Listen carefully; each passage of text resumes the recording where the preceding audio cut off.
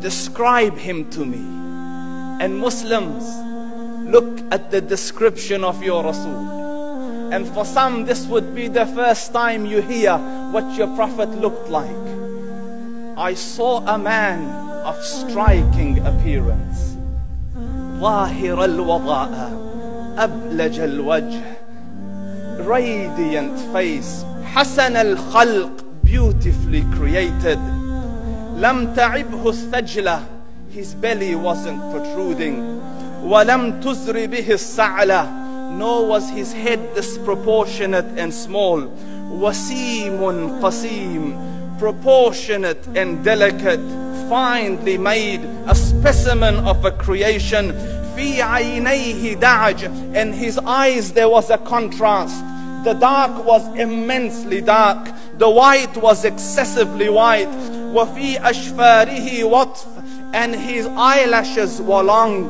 وفي صوته صهل, and in his voice was a natural echo. وفي عنقه سطع, and his neck was elegantly long. وفي لحيته كثاثة, his beard was full and thick. أزج أقرن, his eyebrows were arched, but they were not joined. It was separated. In summit فعليه الوقار, when he was silent, dignity covered him. وإن تكلم سماه وعلاه البهاء, and when he spoke it was audible and clear, almost commanding and overtaking.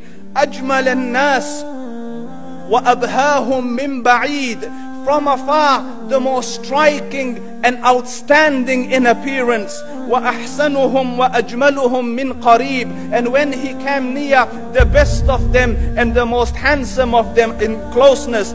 حلو المنطق, such an exalted and sweet level of logic. Like when he used to speak, it was so coherently logical, it was smooth and easy to understand.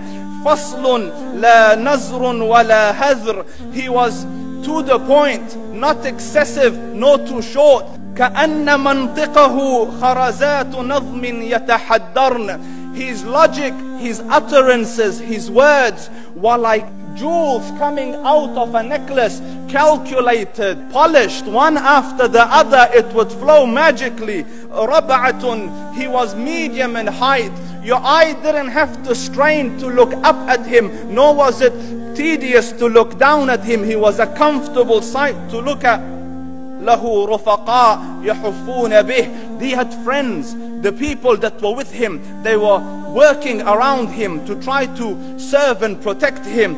إن قال سمعوا لقوله, when he used to say something, they used to hearken to what he used to say. وإن أمر تبادروا إلى أمره, when he commanded, they used to compete to fulfill the command. This is Muhammad Rasulullah.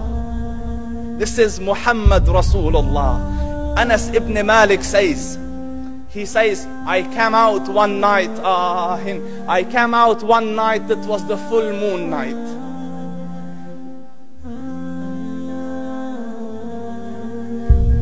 And I looked at the moon, and in the desert, understand, the moon is an awesome sight. It is smooth, it is radiant, it is clear, it is gentle compared to the scorching sun at which they are used to. So the moon was the epitome of beauty. So he says, I came out at a full moon night and I looked at the moon and I saw it, beautiful, handsome. So I said, let me go see if the moon is more handsome or my Prophet is more handsome. Let me see if that is more beautiful or the Prophet is more beautiful. So I went and I saw him standing afar. So I looked at his face and I looked at the moon, and I looked at his face and I looked at the moon, and I looked at his face and I looked at the moon, and he said, Wallahi, he was more handsome than the moon in its entirety. That is just the look of your Rasul.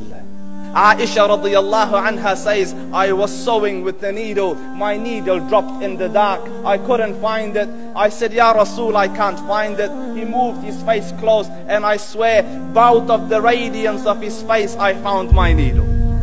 And the Prophet ﷺ was mind-bogglingly handsome, but his handsomeness was covered with waqar and jalal and hayba.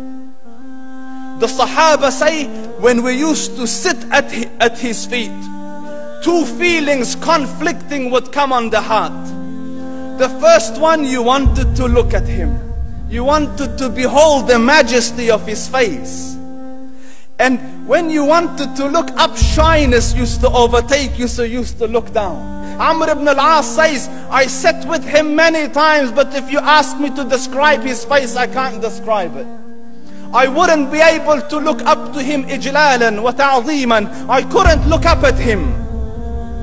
And that is why he didn't have the problems that Yusuf alayhi salam had.